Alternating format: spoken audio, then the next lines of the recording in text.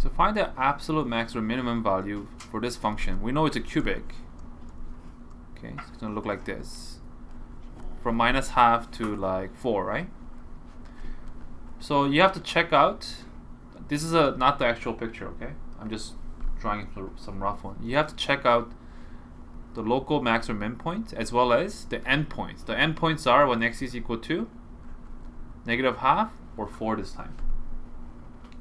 You gotta compare the 4 values and see which one is the highest and which one is the lowest.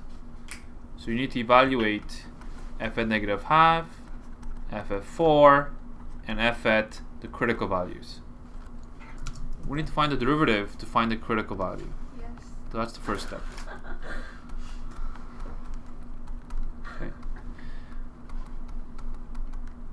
So the critical numbers are 0 and 2. Okay, which means we need to find f at 0 and f at 2. So can someone tell me what you get for f at -12? 1/8. 1/8. F at 4? 17.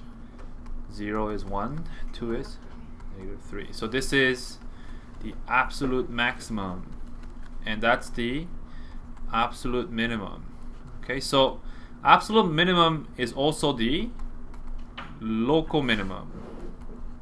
Absolute maximum was at the endpoint.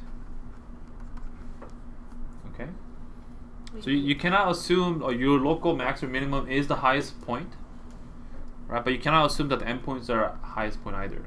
But you don't need to check anything in between, right? Is there any point in checking any point in between? All the values are between this value and this value, so there's no point of checking that.